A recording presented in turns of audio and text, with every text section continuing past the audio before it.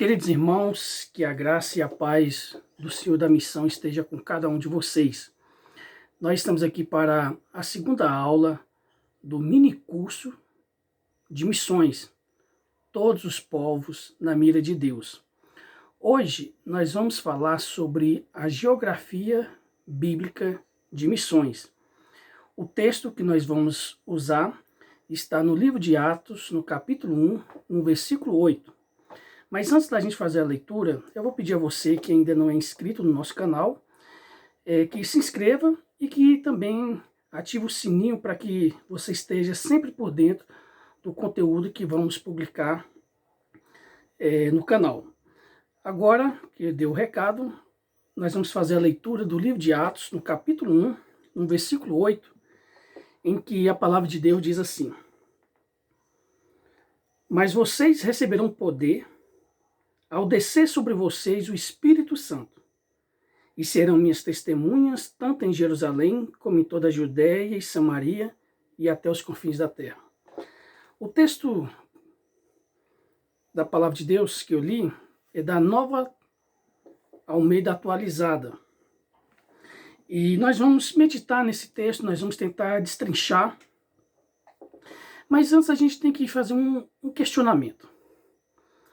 Nós já vimos que a Igreja Evangélica Brasileira, segundo alguns estudos, ela tem recursos humanos e financeiros suficientes para evangelizar o mundo inteiro 7 vezes.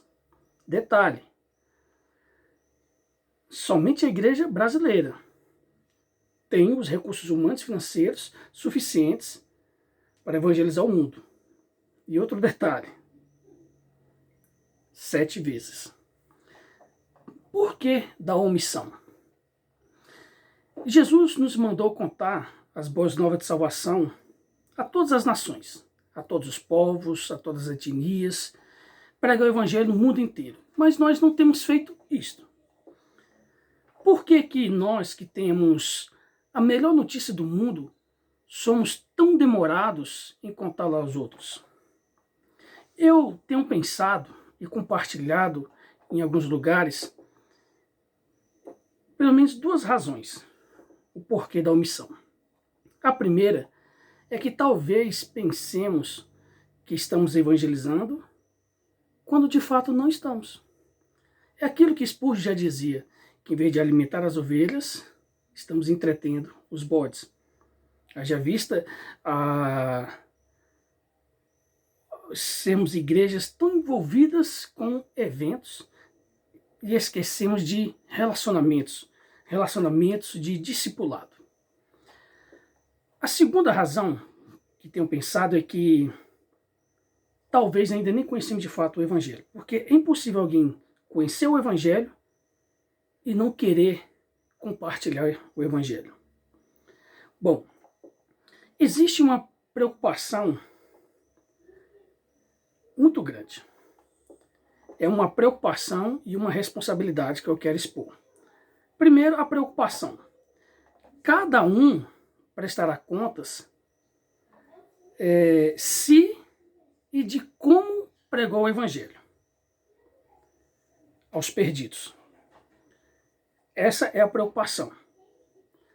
Cada um prestará contas se e de como pregou o Evangelho.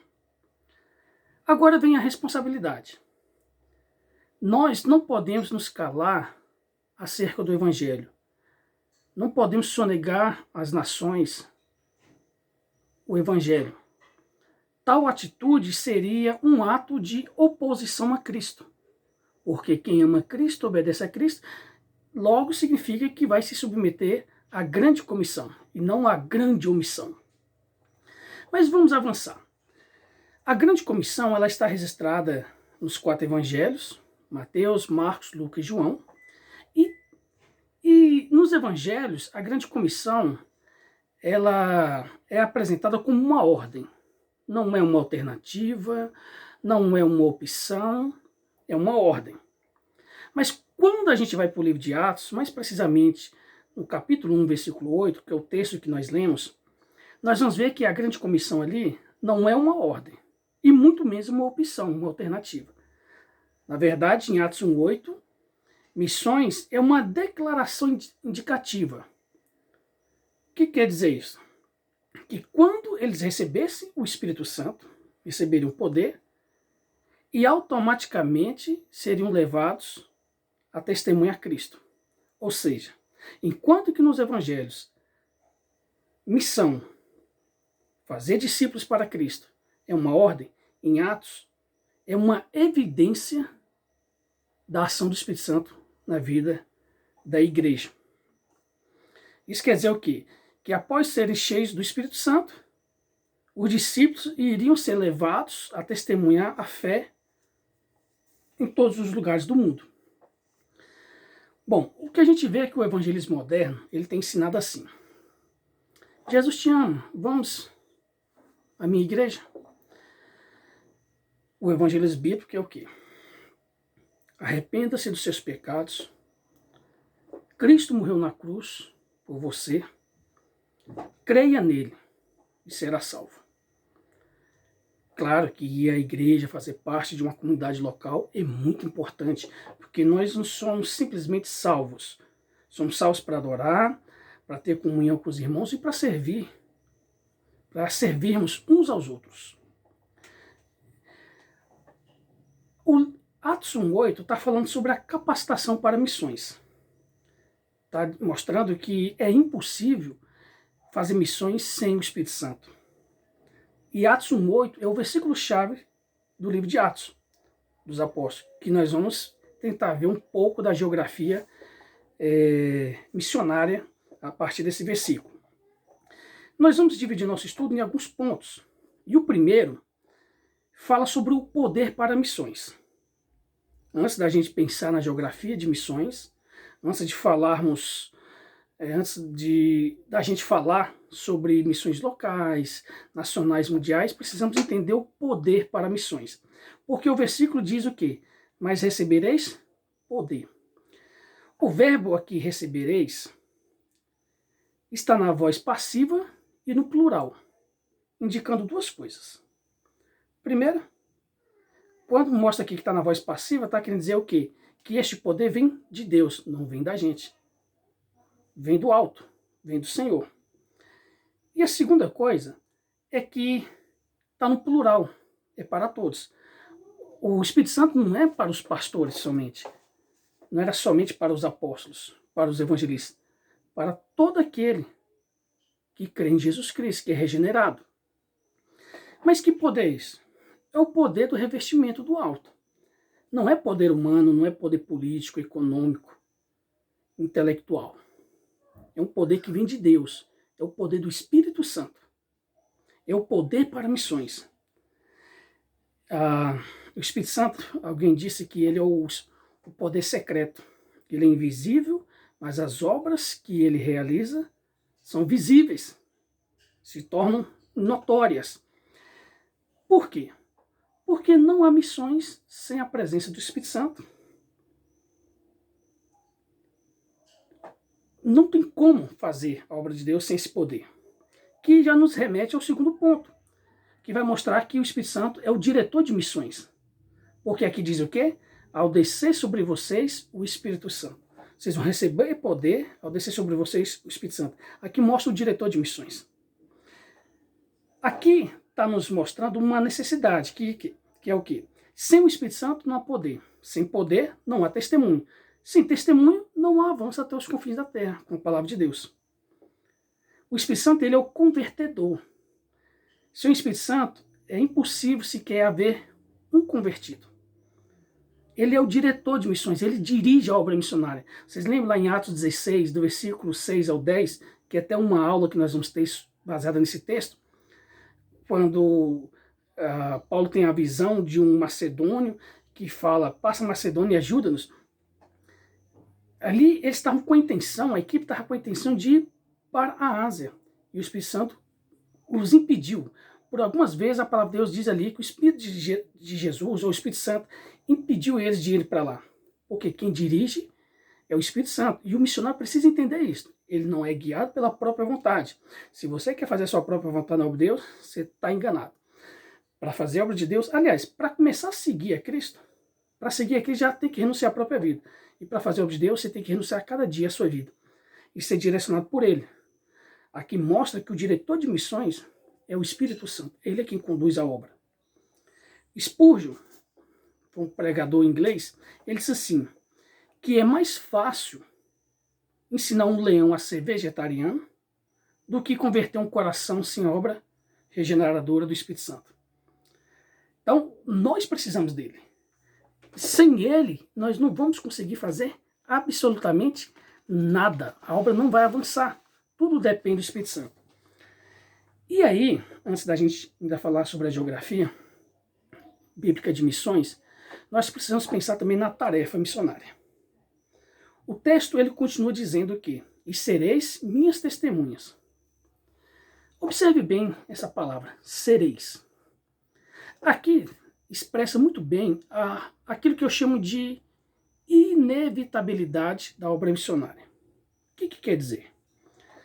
Aqui mostra exatamente o que eu disse no início. Missões aqui não é uma ordem. Aqui, se fosse uma ordem, Jesus teria dito assim, vocês deverão ser minhas testemunhas. Mas ele não disse isso, vocês deverão ser minhas testemunhas. Ele disse o quê? E vocês serão minhas testemunhas. Então, em algumas Bíblias vai estar a palavra sereis, em outras Bíblias vai estar a palavra serão, que é uma mais atualizada, vamos dizer, a tradução da Bíblia. O que Jesus está dizendo aqui, é que o evangelista Lucas, que escreveu o Evangelho de Lucas e o livro de Atos, é uma obra em 2 volumes, Lucas, o evangelista, um médico amado, ele registra essas palavras de Jesus, mostrando que Jesus está afirmando algo inevitável. O que Jesus está dizendo? Vocês serão minhas testemunhas. Ele não está dizendo vocês deverão ser. Ele está mostrando já uma evidência. Quer dizer que, ao receberem o Espírito Santo, os discípulos se tornariam, espontaneamente, testemunhas de Cristo. Ou seja, uma igreja avivada é uma igreja que tem a visão missionária. É impossível. Temos esse avivamento, essa adoração genuína, essa adoração verdadeira a Deus. É impossível sermos uma igreja cristocêntrica e não sermos uma igreja que tem essa visão local e mundial de missões, que nós chamamos de glocal. Na missiologia, muitos nomes vão surgindo, por exemplo, aí falar igreja missionária, agora nós estamos falando de igreja missional, agora nós estamos falando também de missões glocal, que é global e local, essa visão, que nós vamos ver daqui a pouco sobre esse assunto. Jesus também mostra aqui, sobre a tarefa missionária, a essência da obra missionária, que é ser testemunha de Jesus. Não é testemunha a nós mesmos, entendeu? Ser testemunha de Cristo é uma coisa, dar testemunho é outra coisa. Ser testemunha é uma coisa, dar testemunho é outra. Aqui Jesus está falando para a gente ser testemunha. Aqui está dizendo de testemunhar a vida, a morte, a ressurreição e a ascensão de Cristo. É mostrar a redenção em Jesus. E a palavra testemunha, eu vi um especialista do estudo grego do Novo Testamento, dizendo que a palavra testemunha é mártir. Mártir é aquele que sofre e morre por uma causa. Aqui seria o quê? Sofrer e morrer pela causa de Cristo. A mensagem que Cristo está transmitindo é o quê? A missão dos apóstolos era de difundir o Evangelho. E essa foi a razão principal para a qual o Espírito Santo os capacitou. E uma das razões que a igreja avança é exatamente o que? O derramamento do Espírito Santo, que vai motivando, impulsionando a igreja a tarefa missionária. Bom, agora nós vamos falar, nessa parte, sobre a geografia da obra missionária. O texto diz, tanto em Jerusalém, como em toda a Judéia e Samaria e até os confins da terra. Nessa parte do versículo, nós vamos estudar 2 pontos, a geografia da obra missionária e a simultaneidade da obra missionária. O que seria a geografia missionária a partir desse texto? Aqui, Jesus está mostrando o itinerário missionário. Aqui está o trajeto da pregação do Evangelho no livro de Atos. Se você for lendo o livro de Atos e observando, você vai ver que vai cumprindo todo esse trajeto de Atos 1:8, que começa ali em Jerusalém e vai se expandindo, Judéia e Samaria e os confins da terra. Primeiro começa aqui falando de Jerusalém, que é o berço do cristianismo, mas não o depósito. Era nascer e espalhar, não era o depósito, ficar ali confinado. É por isso que a gente, quando vê a Bíblia, em Atos 8:1, é o cumprimento de Atos 1:8. Eu vou ler aqui esse versículo para entender bem. O cumprimento de Atos 1:8 é Atos 8:1, porque Atos 8:1 diz assim: E Saulo consentiu na morte de Estevão. Naquele dia teve início uma grande perseguição contra a igreja em Jerusalém. Todos, exceto os apóstolos, foram dispersos pelas regiões da Judéia e da Samaria. Observa bem aqui o que a palavra de Deus está dizendo. É que veio a perseguição, Estevão foi martirizado, e aí veio essa perseguição e os cristãos começaram a sair, exceto os apóstolos que ficaram, eles saíram pela Judéia e Samaria. Os apóstolos ainda ficaram em Jerusalém. Aqui a gente vê que uma perseguição que causou tudo isso.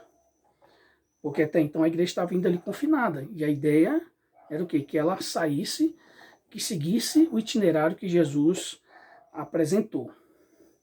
A nossa Jerusalém hoje seria talvez a nossa cidade, os nossos lares, as nossas vizinhanças, escolas, universidades, trabalhos, onde nós estamos plantados. Por exemplo, eu moro em São Sebastião, no Distrito Federal, seria a minha Jerusalém, São Sebastião, que vamos chamar de missões locais. Mas aí avança, falo também pela Judéia, que Judéia era a região onde se localizava Jerusalém. Nós vamos poder chamar isso de missões regionais, um lugar mais próximo. Aqui no meu caso seria o quê?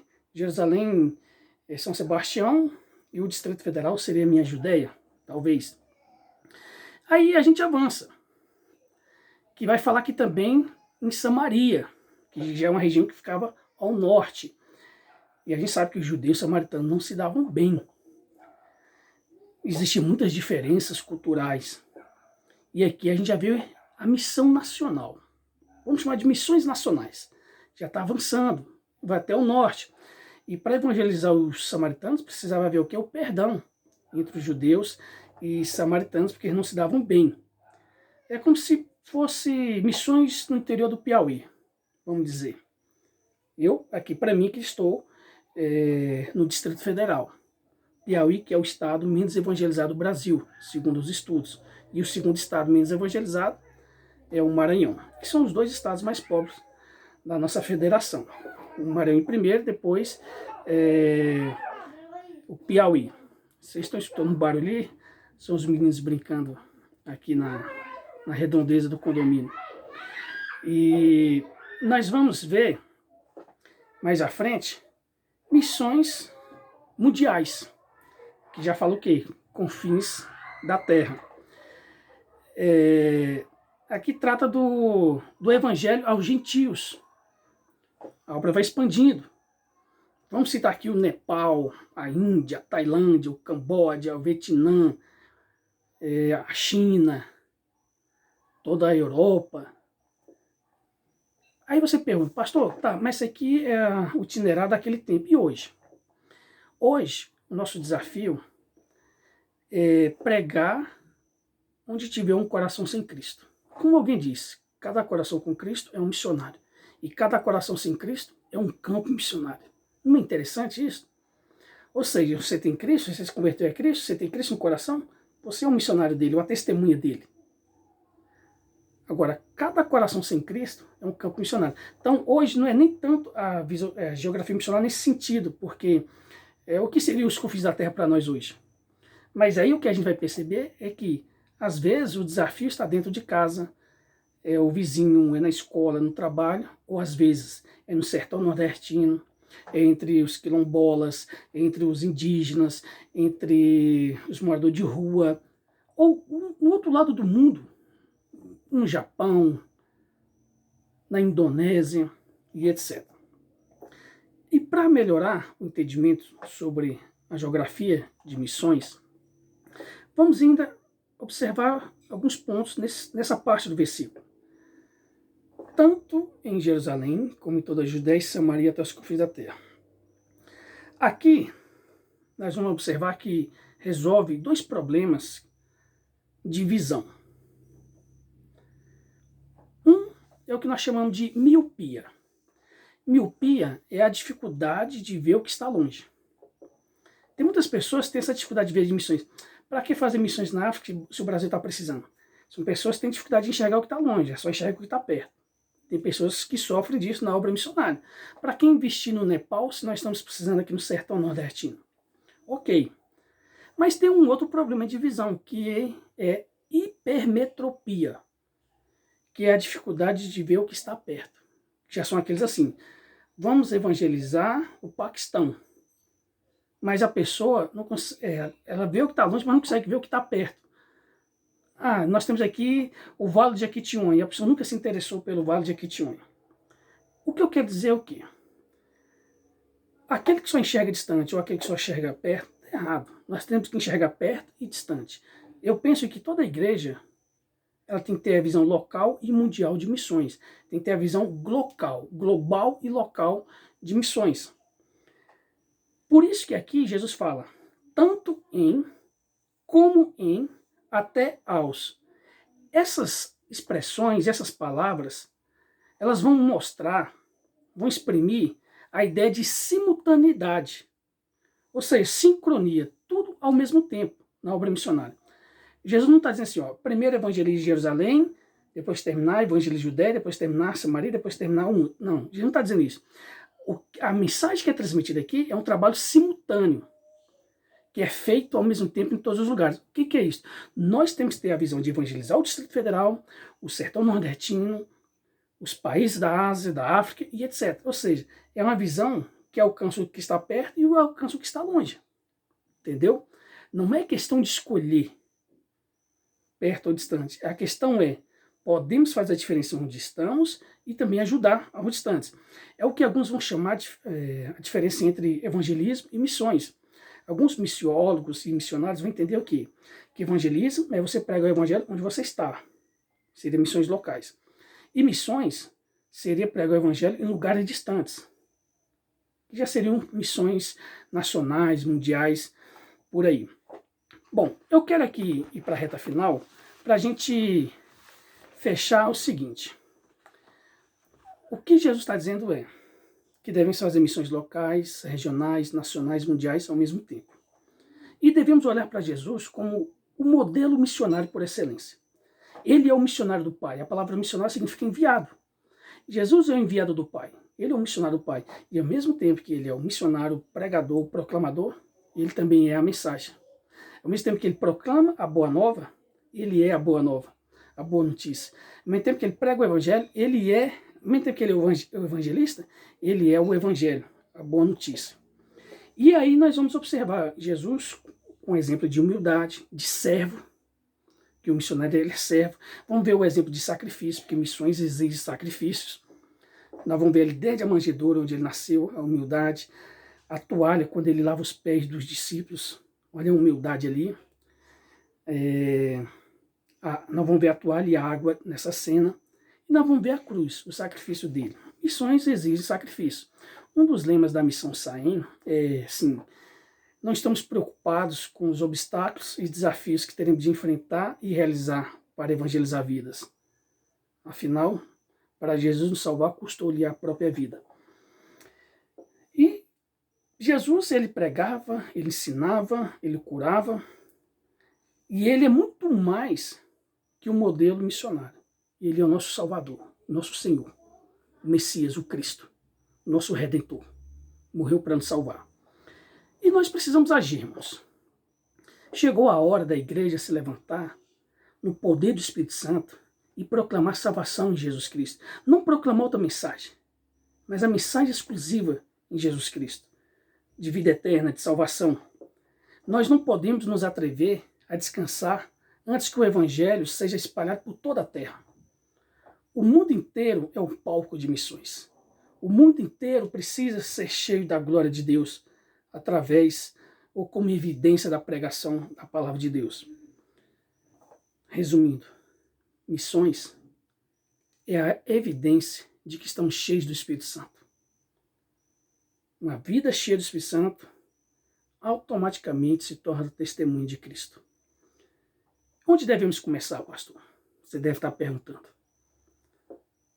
Cada crente deve fazer do seu lar, da sua casa, uma trincheira missionária, uma escola de discipulado, uma escola de oração, um centro evangelístico. Missões começam em casa. O pai de família, como sacerdote do lar, pastoreando a família, evangelizando, discipulando os filhos.